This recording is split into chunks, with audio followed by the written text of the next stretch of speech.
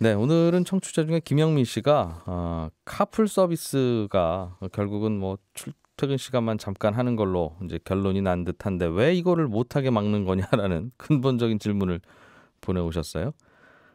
카풀은 내 차에 빈자리가 있을 때 나랑 방향이 비슷한 사람은 태워주고 돈을 좀 받는 거를 의미하는데 이게 우리나라에서는 출퇴근 시간 아닌 시간에 이렇게 하면 불법으로 처벌을 받습니다. 근데 생각해보면 좀 이상한 법이라고 생각되기도 하죠. 내가 갖고 있는 물건을 남에게 빌려주는데 그 돈 받을 때 범법 행위가 되는 게 자동차 빈자리 말고는 딱 하나 대포통장 이 두 가지만 불법이잖아요. 근데 내 소유물을 내가 빌려주겠다는 걸 그걸 나라에서 왜 막냐라는 생각도 하실 수 있는데 그건 택시 기사들을 보호하기 위해서 당연히 그렇습니다.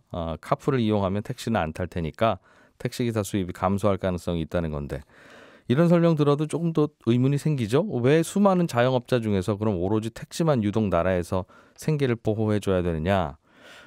이거는 경제적인 원리로 보면 택시 요금을 정부가 규제하고 있기 때문에 그렇습니다. 요금을 함부로 올리지 못하게 막으면서 또 택시 기사들 생계를 보호해 주지도 않으면 그럼 아무도 택시 운전 안 할 거 아니겠습니까? 그러면 택시가 사라지면 소비자들이 더 불편하겠죠. 그래서 정부가 택시 요금을 규제하고 있기 때문에 택시 기사들의 생계나 수입도 함께 보호해 줘야 된다.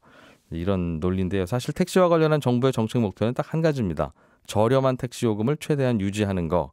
그런데 그걸 하려다 보니까 요금을 억누르기만 하면 택시 기사들의 공급이 줄어들 거 아니겠어요? 경제 원리는 가격이 낮아지면 공급이 줄어드니까 그러다 보니 정부가 해야 할 수 있는 일은 택시 요금도 올리지 않으면서 택시 기사들의 수입도 어느 정도 보장할 수 있으려면 그 방법은 딱 하나밖에 없습니다. 택시의 숫자를 타이트하게 정부가 관리하는 거죠.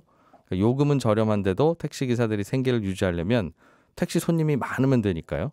일종의 박리담의 전략인데 그래서 정부가 그런 정책을 하기 위해서 카풀을 막는 겁니다. 우리나라에는 택시처럼 요금을 강력하게 규제하면서도 그 일에 종사하는 사람들의 수입은 보장해주는 묘한 영역이 또 하나 있는데 그게 바로 의료, 병원입니다.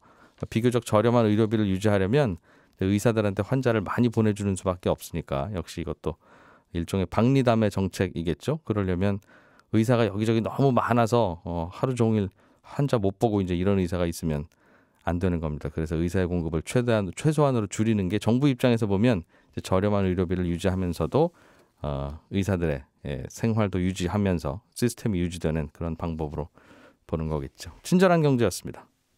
알아야 될 것들 많이 안내를 해주고 눈높이에 딱 맞는 만인의 경제 과외 선생님